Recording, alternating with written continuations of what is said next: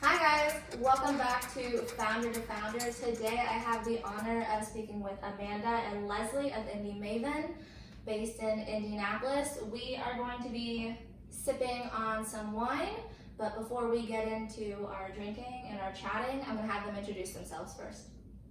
Okay, thanks. So I am Leslie Bailey. I am the co-founder and CEO of Indy Maven.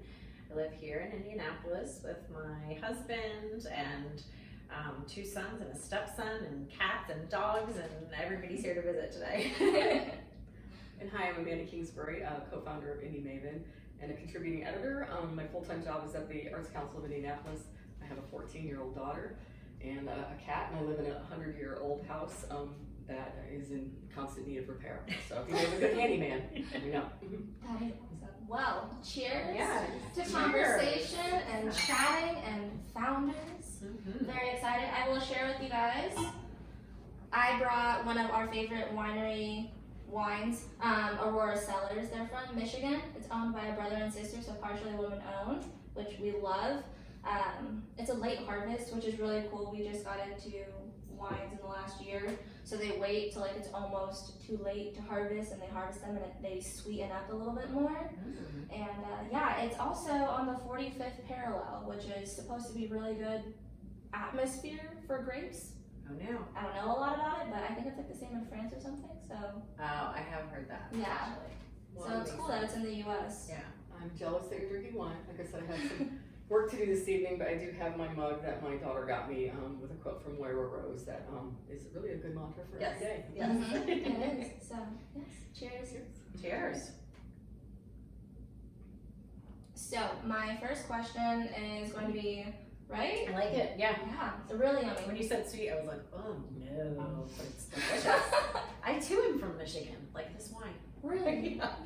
Awesome. I was like, oh, I should know more about Michigan wine, but Wait, where in Michigan? just north of Detroit, Okay. town called Clarkston. Very cool. I'm just learning more about Michigan and the Mid and Yeah, everything. like here, somewhere in this region. Okay. Well, I'd like to say Leslie is also dry and has good atmosphere. I'm also dry. Alright, so I'm so curious, how did you come to start Indy Maven? What was that beginning like? And what's your big why for why you brought it to Indy?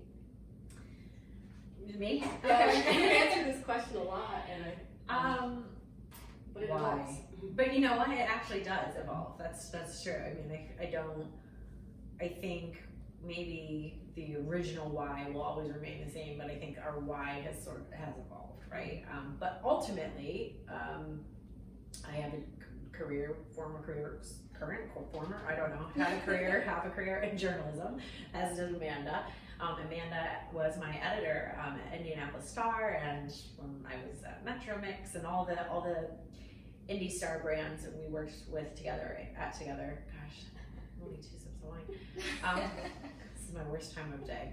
I've become one of those like late 30-year-old people that are like, oh, 2 p.m. It's not good for me. It's like it's my sleepy time. We for a long time had followed a lot of different publications and around the world, and we're always trying to bring like fresh new ideas to our market. And some of those we were able to bring to fruition with our work at the Star and other publications, and then some of them we weren't, and it just seemed, I don't know, it just seemed like the time. My son had just turned, there's another cat. My son had just turned a year old. I was kind of trying to figure out what my next like career chapter was going to be. Amanda was going through it was just very transitional period, I think, for both of us. So personally, it was a good time. But then I think we also, from like a professional market standpoint, realized, gosh, there's just nothing like what we want to see, which I think is the story with a lot of things that end up doing well. It's like, we'll create the thing that you want a lot of the times, right? Right. Seeing that gap. Yeah, and I mean, I've said this pretty often, that in a lot of mainstream coverage, and this was years ago, it's much better now, women were either treated as, if they made major news, it was because they were victims of a crime, or, they were in traditional stay-in-your-lane roles, and we always said we were missing the in-between, and you just didn't see a lot of women just integrated into media coverage. So we started by trying to fill a gap. That's awesome. And that's such a good point to recognize that, I don't know, I guess I've never thought about that until you just said that. Like, if it was a woman in the media, it was like something bad happened, or She was just staying in her lane.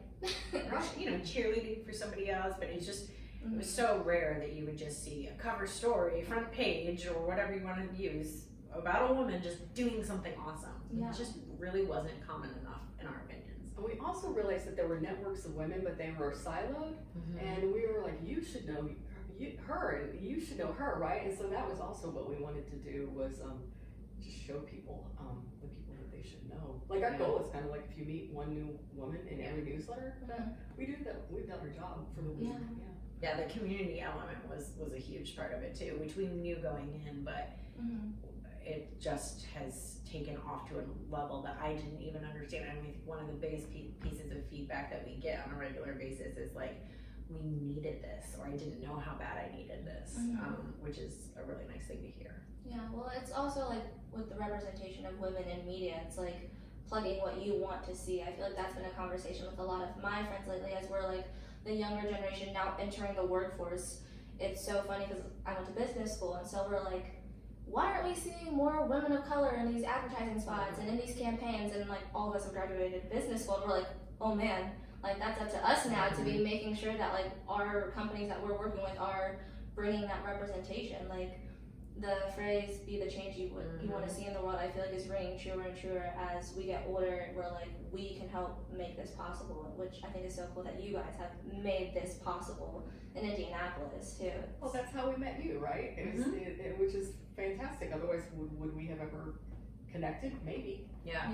So I was thinking too, the way women were represented could be so weird too. There was this national story on, is your boss a sociopath? When you were talking about representative imagery, and it was like woman after woman after woman in these images, like number one. And I was like, are there no male sociopaths in the world? I remember tweeting that out as the writer. I mean, I could be making this up, but I feel like the majority probably are men, so that seems like a misrepresentation. I could be totally wrong about that. So when you did see women, you're like, what? Why are they in this article about sociopaths? You know, so it could be very baffling sometimes. It can, and I mean, even just because those were probably just stock images too. I feel like that even, I saw an article about how stock imagery needs to be more diverse and more reflective of like true happenings. We have a dream project that revolves around stock imagery. Oh, really? Yeah, for that very reason. Can I hear a little bit about it? Yeah, just, I mean, for that very reason. So, you know, starting Indy Maven, we had a very small budget, and so I was turned on to some really great stock image sites.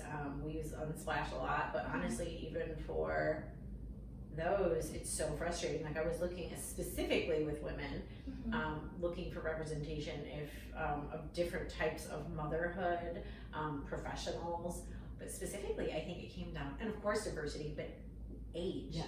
Like if you type in grandmother, it's like these little old women in villages missing teeth with like cloths on their head, like scarves. It's like there's just no like active, vibrant grandmother playing with her grandkids, or even just like tennis, or it's like you would think that all women over the age of 50 are just like hobbling around, and they all have like medical assistants, or they're in some like village and they're 102. It's like there's nothing in between. So we identified that actually really early on, and it's a project that we do want to take on, and I think we should put it back up to the top of our because that's something obviously a lot of if we could create a stock image site like that, that would be useful to a lot of people. And I love seeing like a lot of sites doing featuring more diversity, disability. I came across a really cool site, I can't remember the name of it, this past week, and it was great to see that. But again, they're almost like blips in the news story. I've yet to see one go-to source the way, like stock photo or whatever, that is owning that space. And we know a lot of great older women. That's what inspired us. We're like, Elizabeth Kraft Taylor. Yeah, we talked to her. These women don't. No. That is not representative of most of the women I know. Right. 60s and up at all. And it would be so great to see more companies, especially stock image sites or anything like that, now like making it more of an integration than here's 5 images. Sure. We've talked about that, and you mentioned with disabilities. I was talking with a friend whose brother has Down syndrome, and they just moved to this new school district, and instead of just having the regular sports team or whatever, and like one kid with a disability that they let score at the end of the game, they have this program where it's evenly paired with everybody, and so it's an actual game where they're able to compete. and they have rules that prevent like the able-bodied kids to just like score the whole time, and so it's so well integrated. And I feel like it just needs to be across the board, like representation and involvement and everything just naturally integrated instead of just these like small categories where they're like, here's our gold star if we're doing the bare minimum. Absolutely. And I'd love to see more brands, you know, put a focus on that. I mean, ourselves included, we are actually just set up a brand photo shoot so that we could have actual photos of our audience and women who are involved in reading our publication and you know, engaged. We do as best we can with the stock, and there are some great ones, but also from a brand perspective, I know of like a huge local brand that actually one of their employees was telling me it's frustrating because their marketing doesn't look anything like what it actually. She's like, you would think we were run by middle-aged white women. We're actually, or white men, and we're actually not. We're actually like you know, I think she's like, we're over half of our staff is women, and but when you see our ads, and I'm thinking, but you're hiring an agency to produce that. Maybe what you need to be doing is hiring an agency to do a photo shoot of the actual people. Where, you know, maybe we should also start creating more rather than relying. But again, that's money, and I get that. But for the businesses that have budgets, like I don't think there's an excuse. You know? It's like I think it's important that we take people to task on that and push them to do better. It has been incredible in the last year to see more brands reflecting on that, and like you said, saying our marketing does not accurately represent our audience or our community, and they're starting to start those conversations. I mean, everything starts with a conversation, with more like I'm trying to educate and inspire and call people to action with conversation, with this small article to get you started. So I mean, it's those baby steps, and so I'm just so happy, honestly, to be seeing those starting. I mean, I know we have like eons and like a long ways to go, but it's encouraging at the very least that it's happening. Absolutely. So, on that kind of pattern of conversation, a lot of conversations have been about women empowering women, especially with Women's History Month just passed. I feel like there's always new initiatives to be uplifting and inspiring others. How do the two of you empower women in your day-to-day life, and then how do you encourage women to empower others? I mean, one thing I think we don't always talk about when it comes to empowering women and advocating for women is advocating for their salaries and how much they're getting paid in an environment, and bringing those gaps to light. Because there are a lot of companies that say they value women and they might promote them, but they don't. You know, when you look at the salary gap, you're like, right, okay. So for me, that's something that's been important. As somebody who has been, you know, like a leader in an organization, is fighting for people to get equal pay. So that's not like a warm and fuzzy answer, but it's a very. I mean, That's important. We can't support ourselves economically, then we don't have a lot of freedom, right? So that starts with financial, you know, health and growth. And I think the bigger theme of that is just advocating, right? And putting your money where your mouth is. Exactly. If you're a company, you're going to say you're going to advocate, be an ally, right? Watch where you spend, how you spend, what you speak up for. I think too that it's even if it's okay, so you aren't spending money, right? I mean, you don't have the budget to spend, but giving other women your time, like that's been a really cool thing. I started opening monthly office hours for our members, and so once a month I set aside an entire Friday, and people can book time slots, and for 15 minutes we can talk about whatever they want to talk about. It usually ends up being probably 20, but and then I don't have time to pee all day, but it's okay, it's worth it. Anything, like they can pitch a story idea, or like run a business idea by me, or just say hello, or I don't know, vent, ask, you know, life advice, like, and it has been so much fun, and that is a cool way for us to learn, like for me to meet our members and learn more about like what our members want, but also it's like that's also my way of giving back and empowering women, because I love, and then I do a follow-up and I'm like, did you read that book, did you do that thing, you know, and I've become, especially for some of my close friends, that person that's like, I'm gonna hold you to it because I want to see you be successful. She's very good at that for someone who's disorganized. But I like what you said too, it's just being vulnerable with women too, right? And when you're like, yes, don't feel like I'm succeeding right now. We had a great conversation in your patio the other day for Indy Maven, which is why are we all trying to attain this ridiculous perfectionistic goal and always feeling like we're not good enough, and we're just kind of done with that. So Transparency, vulnerability, those are all so important. I think it's not just about being a cheerleader and giving people, what am I trying to say? Not just being a cheerleader and you can do it. Yeah, but it's also like, no, if I am gonna be very honest and show you my struggles and talk about what I'm going through, that's gonna help somebody far more than just talking about all the great success. Right. And that's inspiring, or you can be aspirational to that, but that's not actually, makes everybody feel kind of like shit, honestly. Yeah. I told somebody I'm tired of talking about my to-do list the other day. Yeah. Like it's all accomplishment based, right? And it's not real.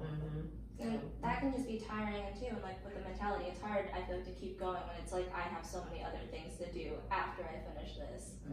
But even with the giving time, I am so thankful. I'm lucky enough to have had so many mentors in my life that I look up to, that now with the magazine, I spoke at a women in business conference, and a bunch of girls, they reached out and they're like, can we be involved? We just want to like maybe talk to you more. So we have them as like our interns and support team now, and I've offered them like mentor hours on like Sundays and Mondays, and I just know for me that like my time is valuable, their time is valuable, and like the relationships you can get in that time just like can really change your path and like lead you down different ways. And again, like the accountability, and I try very hard in it to not just be like, that's cool, congrats, talk to you next week, whatever, bye. I'm like, well, why don't you look at this link or check out this interview by this woman? Like, I think a lot of your values align with hers, and she's on a great path. So like, I think that's amazing that you make the time to talk to them and that you advocate, but then you're also following through with both of those. I think those are both really amazing. And then points. connecting with women too, right? Which is like providing a space where women connect with one another too, because I mean, we also know like there's nothing more valuable than a valuable introduction. Yes. It's like opening doors for each other that way is really important, because that's something men are great at doing, and I don't think women do that as much. Yeah, that's true. I mean, that's most like the golf course, right? That's what they do. That a lot lately too, yeah. And also, oddly, I was recently with a group of women, and this one, actually really successful businesswoman, was like, I pick up the phone and I call people now. And she's like, did you guys know that men do that all the time? And like, just say like, do you want to do a deal? And they're like, yeah, let's do a deal. And she's like, I heard my husband just like in the car, you want to do a deal? Yeah, we'll do a deal. And then they have a deal done, and like, because they just picked up the phone and called each other. And women are like, I should send her a DM first, then I have to ask her phone number, and then I don't even know if I should call her or not, and we're overthinking it, and it's like, no, they might say no, but it's like, we have got to stop overthinking and acting for, asking for permission and acting so permissive and. I agree. Right, and I was thinking like, somebody who became a mentor to me, she passed away in 2020, was Betty Cochran, who was the CEO of Planned Parenthood, right? Will Higgins put me in touch with her, and she agreed to meet me at Starbucks. I never thought in a million years she would care about spending any time with me. She changed my life in so many ways. I just thought I wasn't good enough to meet her. We became great friends as a result, So. Yeah, that part. Like, I didn't think I was good enough to meet her. I think women do that all the time. Yes. Right? And then you find out they're just as kind of intrigued by you as you are by them. Yeah. So we have to remember that too, that we can bring value to a relationship and a conversation. 100%. And it's like that big mentality shift. I feel I had a mentor in college, and she was so helpful, and I feel like she made me feel more confident. And as I graduated, I remember I was applying for jobs that I like was not qualified for, but I was like, you know what? I read an article about men who apply if they have one qualification. I'm going for it. And it's like the worst thing that happens is that they say no. And I'm like, if that's the worst thing at the end of the day, then like on to the next. And why do you get so caught up in no? Like it's the definitive like assessment of your value. Yeah. I think that's the other thing too. I read that article that I remember, men can have like 1 out of 10 qualifications or something, and women feel like they have to have like all of them. And having read enough self-evaluations of people's performances throughout my career, I'd be like, really? You're giving yourself a 5 out of 5? And then there's this kick-ass woman who's like, maybe a 3.5, and I'm like, give yourself a 6. Yeah. So it is fascinating how our brains work compared to men's. I think with the content that like you guys are creating, it's helping to like kind of break that down and be like, wait, no, you are more than what you think you are. And I think it's just the reinforcement of that idea and of that conversation that so many of us need to hear and be reminded of, that is just so incredibly strong and like a powerful force in our lives. Like when you feel like you have that band of women behind you being like, go get it, and charging after it. Absolutely, and have your people that have your back. So I have to ask another question. I'm curious. So Indy Maven is in Indy. Do you see like, because I love the community and like the connecting and just working together. Do you think, have you seen any other cities start to do anything similar? Or do you see Indy Maven like exploding across the eons? I'm not exploding across the eons. I think one of the reasons that I love what we do is because it offers something that we see in a lot of other big cities. And I think Indy's really guilty as a city of not keeping up, right? We're 14th largest city, but we're, you know, at the bottom of so many lists for things. We're at the top of so many, but we're also at the bottom. Or we just don't, it takes us a while to catch on to trends. And so we've definitely seen communities like this in other cities. And I think now we're seeing a lot of online communities similar to Indy Maven. I could very much see us expanding in the Midwest, but we don't need to go to New York because they already have their Indy Mavens. Yeah. Like they and I love that it is It's for the Midwest. It's Yeah. for Indy. I could see it, you know, I think like in the region for sure. But I also like that I think the difference is now there are so many digital online communities that you can join, but chances are you're not going to meet those women in person, whereas like you can join us and then you can literally meet them like a month later at a meetup, and you can get in front of women that you never maybe thought you would get in front of, or that you don't even know you want to be in front of or connect with. And again, even if it's that one woman that one night, you can guarantee that if you come to our event, you're not going to walk away not having met someone new. I mean, we'll make sure. I mean, like, we've done that. Remember when at our opening party, we introduced Jack Hope of Hope Plumbing, who's one of our advertisers, right? So I think it was Realtor Deborah Dorman, who I mentioned before. And that was like a connection that probably never would have happened, honestly. It happened at our event, and I think we're really proud of helping make those connections. That's awesome. That is cool. And I mean, it wasn't like go big or go home by any means. I just always wonder with like community-based efforts, like how that looks. Have you worked, because there are so many online, do you think you'll connect with those too? Because I mean, I also know that like a lot of people are moving to Indianapolis from other places, or I have a lot of friends who've recently moved out of state after graduation, which I feel like normally happens. You go and then sometimes you come back and I mean, in addition, so when we're talking about like the near future, talking about adding some new service arms to our business, but the thing I'm most obsessed with right now is a physical space, and very similar to some of the spaces that you'll see in New York and LA. But again, to have that place where women, you know, I laughed when you said the golf course, because that's what we hear a lot of women say is like, men do deals on the golf course. Not that every men golf, you know, golfs, but that's that we like as in the zeitgeist, like it's men go do deals on the golf course or something like that, right? And where do women gather to network and connect and do deals, so to speak, right? And I think it would, so I could see us really planting deeper roots through an actual like brick and mortar location before looking at replicating in other cities, which is very much part of the model and could still happen. But this is, to me, is most important right now, because then if we do what we do at events connecting women, I can't imagine what we can do with a space where they can go every single day. That would be so cool. One thing you made me think of though is how we would like to be part of recruiting talent in the city. You know, there's some good sites that have been launched, and we're trying to, how do we help people realize there's a strong community of women here that might draw strong women to the city too. Yeah, I met a woman the other day, and she's been here maybe 2 years, and she's like, I still feel so new, and she's like, where were you when I moved here 2 years ago? I'm so sad, I'm just now finding out about you. And she's like, this is everything I would have wanted. And it's like, I hope we can be the resource for that talent that comes to our city, but also be a reason that we retained talent in our city.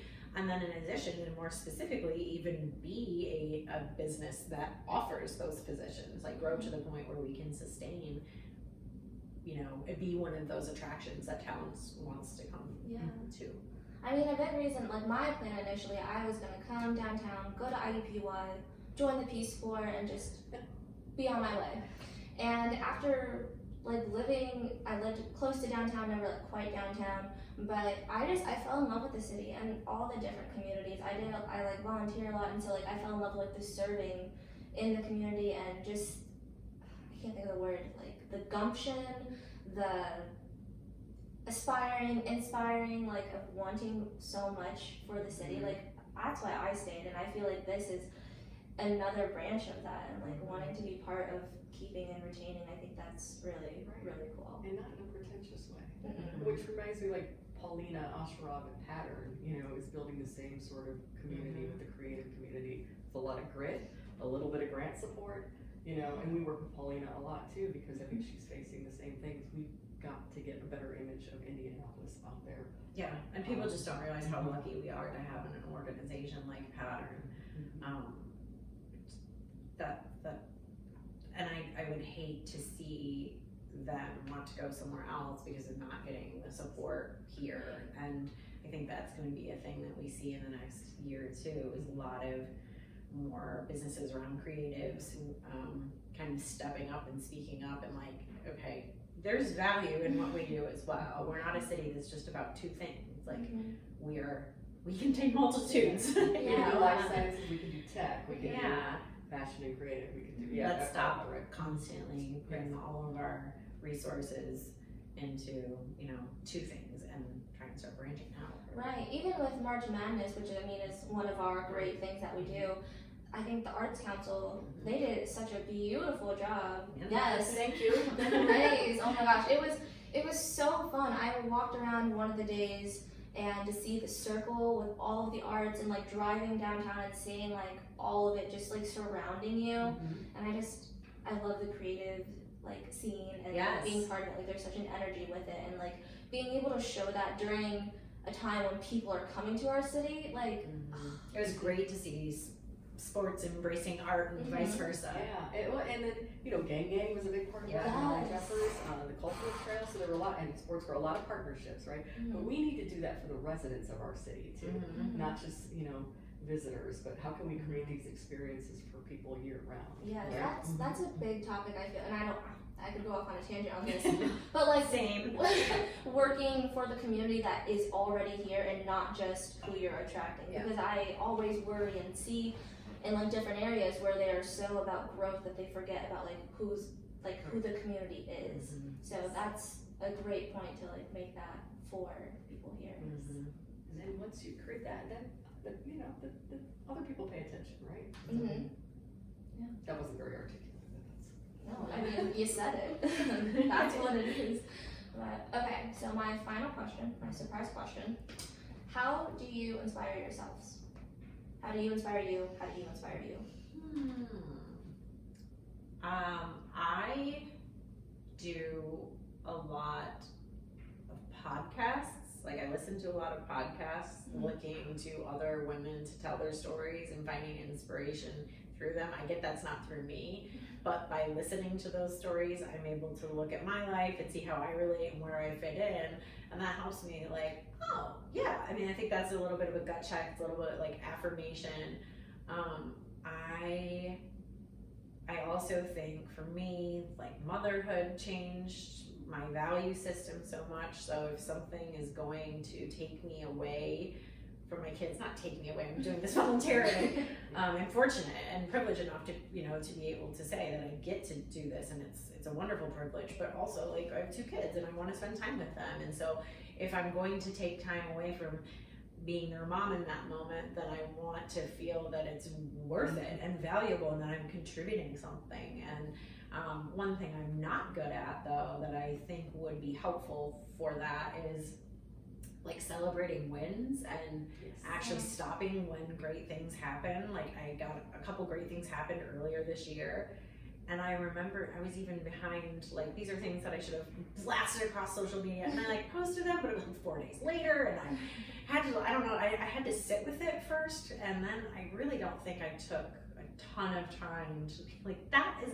awesome. Like, I you were want up to for a stop. Miro Award, you were in the Forbes thing, and you launched an event. I was like, are there like 3 of Leslie working right now? There's a lot. Sort of felt that. But when you are that busy, and then I was sort of like, cool, thanks, I'm in the next thing. I'm already busy. I'm working on things that are, you know, we have to work far ahead. You know, we're planning events right now for the fall, and it's like, so it's hard to stop, especially when life just moves a million miles an hour anyway, and when there are kids and cats and all the things that I have to deal with, it's like, whew, okay, like, take a moment, like, and I don't know, you know, celebrate your wins. It's important. I think I take most of my inspiration from honest conversations like this with not just women, people that I know and trust, and that includes my 14-year-old daughter who will make my hair blow back sometimes with her extraordinarily honest assessments of and insightful, whatever so it is. insightful. And and nature for me is a big thing because it's the only thing that makes me shut my brain off. And I do a lot of reading. We're always sharing articles back and forth or things like that. I'm on Newsweek constantly. I just can't get away from that addiction. But it's something I would like to go to rehab for. Such an exists. Yeah, I'm looking forward to getting back out into the world and doing more like this, because I think this is where I get my the most energy from. And I think through the pandemic, that's where I got really into podcasts. Also, it was like hard to read a book with the situation and with kids and everything. And I had a baby last June, so with a newborn at home, I wasn't like doing a ton of reading, but I could sit and listen to things, you know. And so I think we both draw a lot from like these connections in person. So I'm excited that we're able to get back to these ideas. Yeah. I left the other night feeling super energizing. It was 10 o'clock at night. Yeah. Normally I'm in bed like this. Yeah. You know, it's something good when your brain's buzzing after, right? I love that. I remember earlier this year I said I was gonna try to do less because I need more time for rest and to like slow down, but then I have conversations. I remember, I think it was last Monday, I met up with this girl.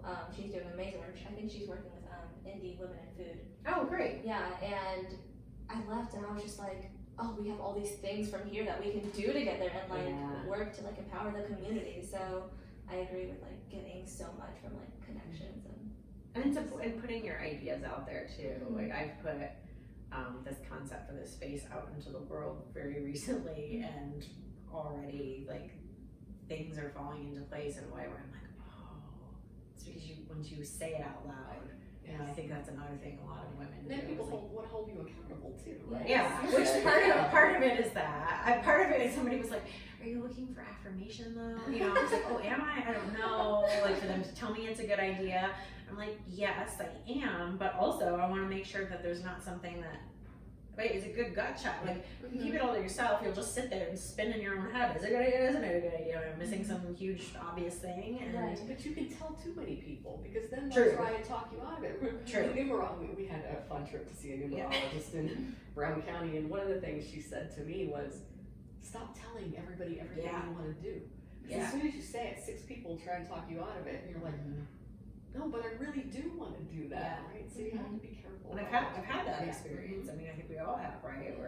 And then later I don't do it, and then my gut, and then later I'm like, oh, why did I even ask? I knew the answer. Yeah, I knew it. Yes. About intuition, that's a big thing too. Those are, I think of when you like read a paper out loud to find like anything that you might be missing in it. Yeah. And then like I'm very picky about who I let edit my papers. Yeah. And so because it is, you value certain people's feedback and you want to make sure you're sharing ideas with like the right people. Absolutely. So I think, telling people, you know, asterisk the right people. Yeah. Well, this is going to be coming out in June. Before we wrap up, is there anything that we should be looking out for specifically from Indy Maven? Our events are back. So, our first in-person member meetup will have already taken place by this time, which is so fun to think it'll already be over, but those will be monthly now moving forward in person. And so that's a great way to do all of the things we've just talked about doing, and to meet these women in person. So the location of that varies, but every month there's a monthly member meetup, and then some of our bigger events. We have an evening with the author Ashley Ford, September 2nd at the Cabaret. We have a couple collaborative events with some really cool local organizations that don't have dates on them yet, but we're going to have a full calendar. Okay. Is there an events page I can link There's an event, below? yeah, there's an event page. So we just keep a calendar, even just with other organizations, so that we think are a good fit for our audience, just things we think women should know, but then that's where all those events would be listed as well. Well, perfect. I will link the events below. Thank you so much for joining us for another Founder to Founder, and we'll see you next time.